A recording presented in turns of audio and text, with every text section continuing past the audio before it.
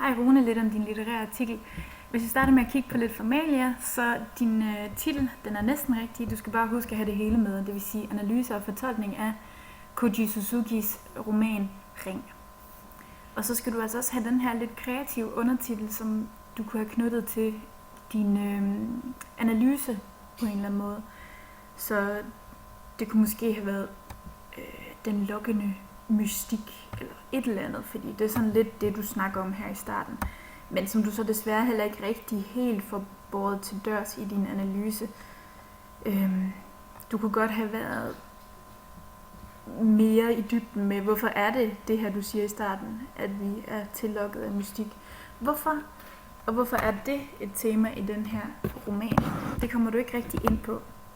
Og det skal man huske. Hvis man lægger en plan, så skal man også føre den til dørs. Men ellers udmærket indledning. Så går du fint nok ind og siger et eller andet omkring opbygningen af den, og laver et nogenlunde resume, men hvor du måske godt kunne have længere nede, der kommer du til at resumere meget mere, hvor du måske godt kunne på en eller anden måde have kogt det meget mere sammen, så du kunne analysere mere og have mindre referat. Så har du det her afsnit, og det synes jeg faktisk er sådan lidt... Jeg ved, Emil han har også skrevet om den her. I har sikkert også læst hinandens opgave, fordi der er godt nok mange elementer, der minder om hinanden. Men der vil jeg helt klart udlade det her stykke. Altså fordi du bruger det ikke rigtigt til noget. Så hvorfor have det med? Så kan du lige så godt bare slette det. Det er kun, hvis du på en eller anden måde havde tænkt dig at sammenligne filmen med romanen, at det her det kunne have givet mening. Så går du meget op i det her med, rent indholdsmæssigt, at Ring den skiller sig ud fra andre gysere. Både med det monstrøse og de oplevelser, hovedpersonen kommer igennem. Hvordan? Hvad er det, der gør, at den er så anderledes end alle mulige andre? Det får du faktisk ikke rigtig sagt noget om. Og det er egentlig også det, du kommer ned og konkluderer her til sidst, at den minder generelt om gysergenren. Blandt andet på grund af de originale træk med det monstrøse offer, der mister noget.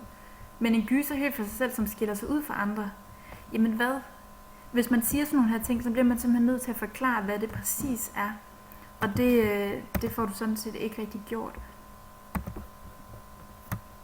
Hvis vi så kigger på nogle andre ting, som du skal passe på med, så er det for eksempel det her, hvor du siger, i gyseren Ring er der en række grænseoverskridelser. I videobånd, hvorefter man har set det, går der 7 dage til man dør. En pige, som kommer ud af et fjernsyn. Altså, det er simpelthen ikke nok. Hvis du vil ind og bruge noget teori her, så er det altså vigtigt, at du først og fremmest forklarer og præsenterer teorien. Og det er ikke fordi, du har manglet plads, så du kunne sagtens have gjort det. Du har jo netop skrevet for lidt. Altså, så skulle du gå ind og sige, at Rikke Schubert, hun har de her 3 elementer, som skal være til stede. Og i det delelement, som hedder angst, der snakker hun meget om de her grænseoverskridelser til at fremprovokere angst. Så derfor får du slet ikke brugt den teori overhovedet. Altså, du får slet ikke forklaret den, og desuden så et 2-linjes afsnit, det er simpelthen ikke nok. Desuden så bliver det også sådan igen hernede, ikke, hvor du snakker om monstret, om ofrene i romanen. Der bliver det også igen meget refererende, i stedet for ligesom at analysere det mere i dybden. Og så altså citatmæssigt, der synes jeg også, at det er noget overfladisk. Du bruger jo netop ikke dine citater til for eksempel at vise det grænseoverskridende. Der kunne det have været fint at bruge nogle citater til at underbygge, hvad er det, der er så skræmmende, og hvad er det, der for eksempel er en æstetisk grænseoverskridelse i den her roman. Og hvor du samtidig også her kun bruger det til at fortælle noget omkring fortælleren. Og jeg har sagt til jer så mange gange, at når det er, I siger, det er en alvidende fortæller, eller det er en tredjepersons fortæller, jamen så behøver I ikke at bruge citater til at vise det. Og det er de eneste citater, du sådan set har, lige bortset fra her til sidst, hvor du bruger slutningen af romanen, men hvor du egentlig ikke rigtig forklarer, hvorfor er det her en åben slutning. Der kunne du måske have gået ind og sige, netop fordi der bliver varslet noget, så ved vi, der kommer til at ske noget senere hen. Men du går igen ikke ind og tolker på de her linjer. Så noget, altså, hvis du havde læst romanen, så skulle du nok også have taget nogle flere tekstuddrag fra romanen med i din analyse. Det havde helt klart virket stærkere, i stedet for bare lige det her til at vise alvidende fortæller. Det vil enhver kunne slå op i en tilfældig bog og så gøre. Og samtidig også, enhver kan også slå op på sidste side i bogen og så lige se, hvad der står der.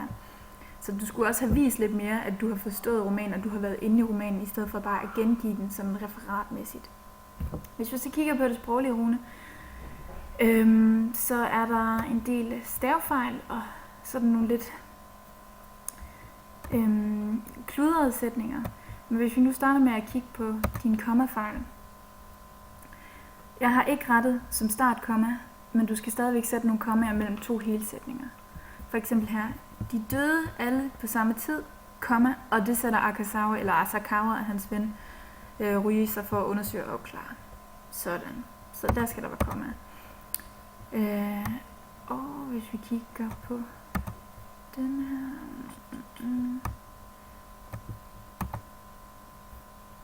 Og spændingsstil. Jeg er lige ved at finde en bestemt slags kommafejl, som du laver. Altså igen her, der har du også en helsætning, to helsætninger. Læseren bliver også tændt, som er et lidt forkert ord i det her tilfælde, mener jeg. Komma, og man ved ikke, hvad det er, der kommer til at ske.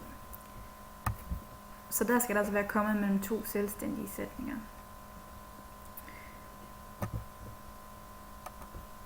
Ja.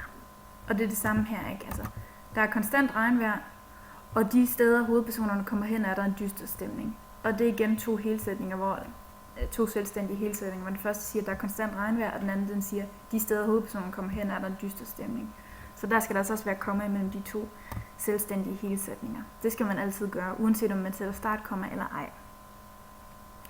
Jeg synes også, den kommer også lidt til at hænge lidt og svæve den her med budskabet. Altså igen en lidt rodet sætning her. Ikke forrade sin familie og give omsorg til børnene. Så lyder det faktisk som om, at man ikke skal forrade sin familie, og man skal ikke give omsorg til børnene. Du skal huske at være meget bevidst om, hvordan du formulerer dig, fordi der kommer lidt nogle rodede ting hister her.